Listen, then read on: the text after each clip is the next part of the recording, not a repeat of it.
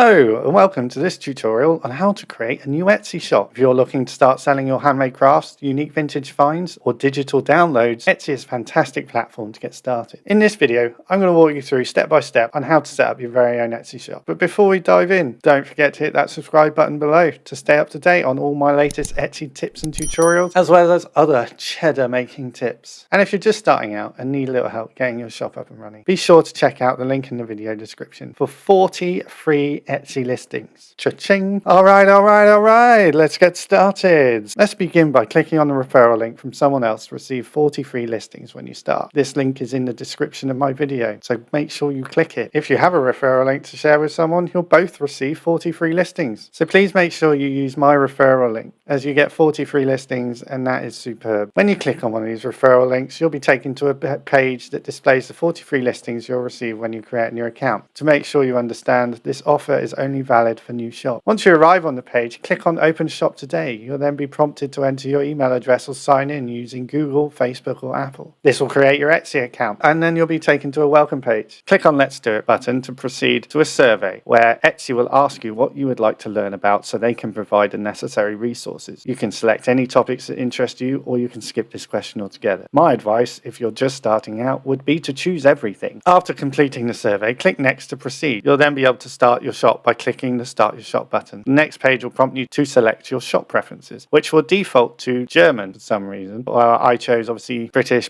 pound. If you need to change these preferences at a later date, you can use the drop-down menus to select your country's language and currency. Once you're satisfied with your selections, save and continue. You'll then be asked to name your shop. Don't worry too much about this name, as you can change it later. It may take a few tries to find a name that's available, as there are millions of Etsy shops. Rather helpfully, you'll be presented with options for names that are already taken, and you'll need to come up with a similar name. Once you've found a name you're happy with that isn't already taken, click that Save and Continue button. After selecting your shop name, you'll be directed to create a listing section, which is pretty self-explanatory. You need to create your first listing. You can fill in the necessary details such as photo, title and brief description. Don't worry too much about making the listing perfect right away, as you can always edit it later. As you can see from this listing, I'm just putting whatever I can up just to get the shop started. However, you do need to create at least one listing and make it active before you can open your shop. Once you've filled in the necessary information, click Save and Continue. Remember, you can always come back and make improvements to your listing, such as using tools like Sales Samurai to improve your pictures and make your list more appealing. The goal right now is to just get your shop open, so don't stress too much about making it perfect right away. After completing your first listing, you'll be directed to a page that congratulates you and encourages you to add more listings. It is recommended to have at least 5 listings, but you can always add these later. The next page is where you enter your personal information and business legal entity. Most Etsy sellers are individuals and do not need to fill out information for local business. You'll select individual and provide your legal name, address. You'll then move on to getting paid by Etsy section. Here you'll select your bank's location based on country and your bank details. Once completed, you will see a confirmation that your bank account details have been saved.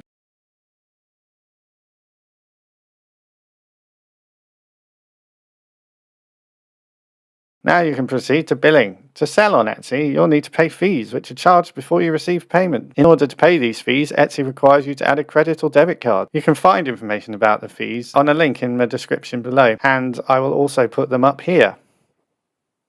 Once you have a card, you add it by selecting Add a Credit or Debit Card and then clicking Save and Continue. After this, you'll be taken to the final step, which is setting up your shop security. To keep your Etsy shop secure, it is recommended to set up two-factor authentication. You can choose to use an authenticator app or two-factor SMS or a phone call. Once your Etsy shop is open, you'll need to add more information to it to make it stand out. Start by clicking on the plus signs to add details such as tagline, profile photo, and a brief bio about yourself and your shop. This information is crucial for building your brand and gaining the trust of potential customers. Bare bones shop with no information or branding won't inspire customers to make a purchase. It's not necessary to add everything at once, but completing as much information as possible is recommended. Additionally, add more product listings to your shop so you can launch with a variety of items for sale. For more information on creating listings and what digital products actually sell on Etsy, refer to my other videos. And there you have it. Thanks for watching this video. I hope you find it helpful and informative. Don't forget to subscribe to my channel for more content like this and other cheddar making opportunities. And if you're interested in getting 40 free Etsy listings, be sure to click on the link in the description below. Good luck with your Etsy shop. Catch you on the rich side.